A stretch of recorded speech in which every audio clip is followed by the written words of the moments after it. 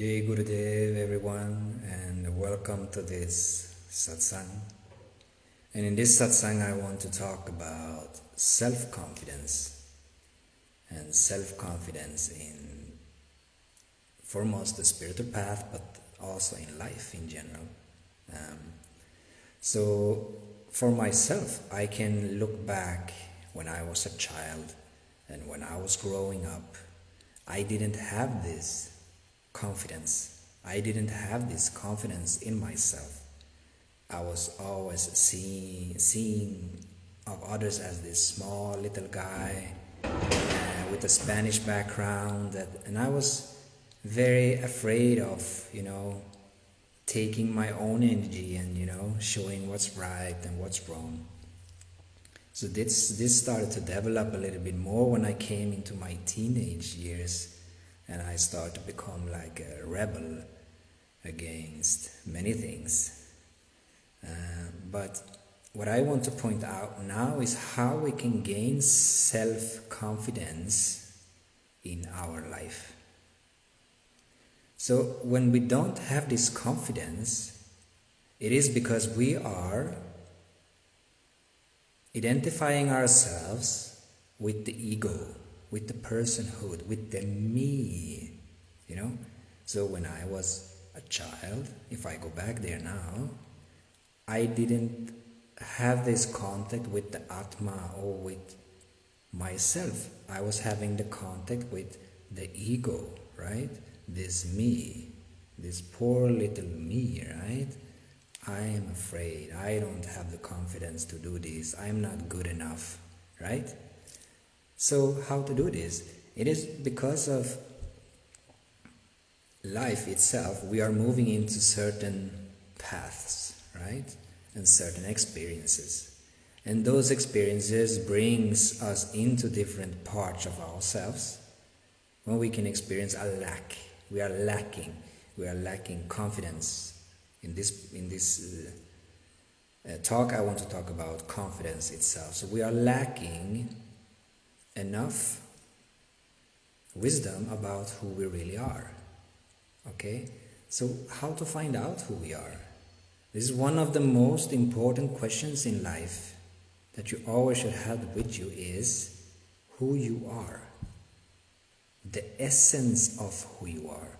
Because when you come in contact with the essence of who you are, you will have a lot of confidence, because this confidence brings you to the divine quality, that you can see that you are one with the divine itself.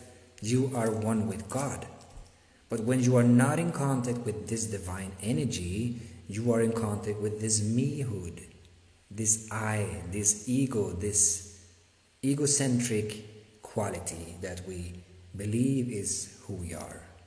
And depending on your past, depending on your experience, the self-confidence can be high, the self-confidence can be low. And if the self-confidence is low, it means that you are too identified with some lower programming within yourselves.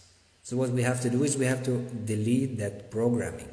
And when we start to delete programming, and this we do by sadhana, and sadhana is spiritual practice. So when we do spiritual practice every day, we are removing those subconscious layers or programming that we are having, and we are starting to see glimpses of who we are.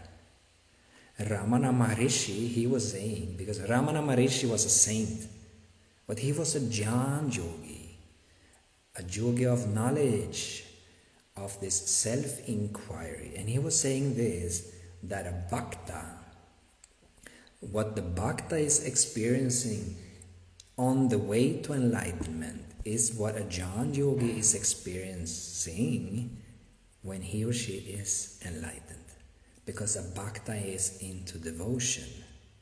That's why you see all people who are singing a lot of kirtans, bhajans, mantras. We are doing that because this brings up the devotion. You're singing out the divine name, and when you're singing out the divine name, you're open up for this devotion, you're open up for this energy of having a glimpse of the divine, no matter where you are and what you have been through. So this is why we are using a lot of mantras in our practice, is to bring us to that state. So what I suggest is that you start to use mantras. Go on singing with people. Sing, because this brings out this bhakti, this devotional, beautiful energy. And when you have this glimpse of yourself, the true self, then you have that experience, and that experience will never leave you. Your experiences will never leave you. But as long as we stay in this energy of ego, personhood, mehood, I, we can never get in touch with the divine. We can never get in touch with who we really are. And this, if we have a lot of programming of confidence, because confidence is in your ego, right? You have confidence because you think you are good in something, or you are good in something, right? We have confidence as a woman, you have confidence as a man, or different levels of life, right? But pure, total confidence in the essence of who you are will make you very, very strong. Because the spiritual path is not an easy path, my friends. You have the whole world against you. Everyone thinks you are crazy because you are going the opposite way that you were taught.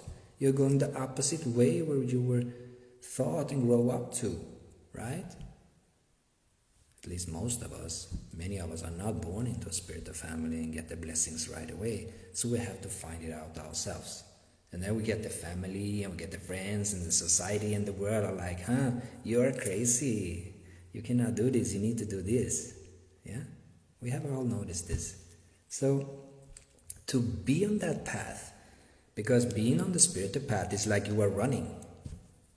Be a normal person that is not doing spiritual practice, you are walking, because you are not speeding up the process of the karma or the subconscious patterns to be moved away. You're just living a natural life, doing what you need to do. You're eating, you're doing your work, you're taking care of the kids, you're just doing a regular life, right? But when we start to add mantras, meditation, yoga practices, or other types of spiritual practice, we start to speed up the process of the karmic subconscious layers within ourselves. And when they come up, we can get rid of them and we can come in more contact with ourselves, with who we are, with the Atma, the soul. So I hope that this satsang can be helpful for you to really get inspired to start to really do your practice every day. And if you need guidance with a practice, just send me a message and we can set up a call. I love having those one-on-one sessions, when we can really build and we can really see all the blockages and see what you are doing, and we can start to add some techniques, meditation, of pranayama, of physical exercises. Because it is like this: if we cannot master the physical body, how are you going to master the mind? We have to start with the physical body, then with our emotions, then with the mind, and then we will slowly start to move in to the Atma itself. Jai Gurudev, everyone. And please share this with you if you feel it's valuable for you or someone else. Have a blessed day. Jai Gurudev.